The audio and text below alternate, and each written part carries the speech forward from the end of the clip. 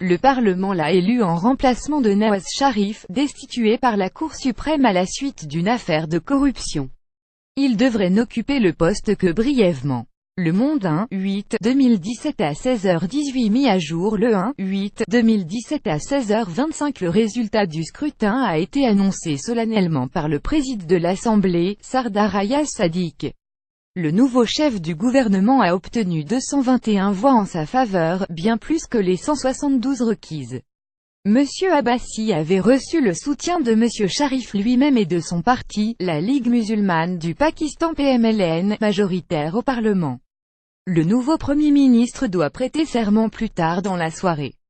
Lire aussi Pakistan. Le Parlement élira un nouveau Premier ministre mardi. Je suis reconnaissant à tous ceux qui ont participé à ce processus démocratique, a déclaré Monsieur Abbasi, fine lunette et barbe poivre et sel. Ceux qui étaient pour, ceux qui étaient contre. C'est la procédure en démocratie. Et je suis aussi reconnaissant au PMLN de m'avoir nominé à ce poste. Et surtout, je suis très reconnaissant à Nawaz Sharif, l'opposition, dont le parti de l'ex-championne de cricket Imran Khan, le mouvement du Pakistan pour la justice Pakistan Tehreek-e-Insaf, PTI, s'était pour sa part présenté divisé avec 3 candidats différents, dont aucun n'avait la moindre chance de l'emporter. Homme d'affaires né en 1958 à Karachi mais député de la ville de Muri, proche de la capitale Islamabad, Monsieur Abbasi a mené parallèlement à la politique une carrière d'homme d'affaires. Il a été président de la compagnie aérienne publique Pakistan International Airlines PIA entre 1997 et 1999, jusqu'à la chute d'un précédent gouvernement de Monsieur Sharif par un coup d'État militaire mené par le général Pervez Musharraf. Arrêté, il est resté emprisonné jusqu'en 2001. Homme d'affaires à succès, il a créé en 2003 la compagnie aérienne privée AirBlue, principale concurrente de PIA au Pakistan. Ingénieur en électricité, diplômé de l'université George Washington à Washington DC, et il a travaillé aux États-Unis et en Arabie Saoudite avant de se tourner en 1988 vers la politique après la mort de son père, qui fut également ministre. Cet homme de haute stature aux fines lunettes et à la barbe poivre et sel occupait depuis 2013 le poste de ministre du pétrole et des ressources naturelles du gouvernement de Monsieur Sharif. Il avait précédemment tenu le portefeuille de ministre du Commerce et des Productions de Défense.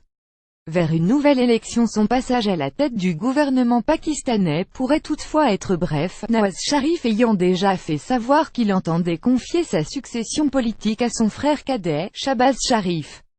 Mais celui-ci, qui occupe actuellement le poste de chef du gouvernement provincial du Pendjab, doit encore se faire élire au Parlement fédéral s'il veut devenir à son tour Premier ministre.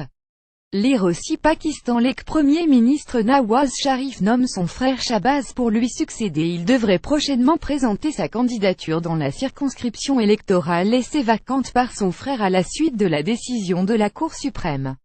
Le processus pourrait prendre jusqu'à 45 jours. Troisième destitution pour corruption. La Cour suprême a rendu vendredi un arrêt controversé, disqualifiant Monsieur Sharif de son poste de député, le jugeant coupable de n'avoir pas déclaré un salaire de 10 000 dirhams 2300 € attribué par une entreprise détenue par l'un de ses fils aux Émirats arabes unis. Bien que Monsieur Sharif n'ait pas perçu le salaire en question, les 5 juges de la Cour suprême ont estimé que le Premier ministre ne s'était pas comporté en « membre honnête du Parlement », comme le requiert la Constitution, d'où leur verdict. Ce jugement a divisé au Pakistan. Pour nombre d'observateurs, le motif avancé par la Cour relève de la technicité et prouve le caractère politique du verdict, voire relève du coup d'État judiciaire. C'est la 3e fois que Nawaz Sharif est empêché de terminer un mandat, la première fois déjà à la suite d'un scandale de corruption, la 2e en raison d'un coup d'État.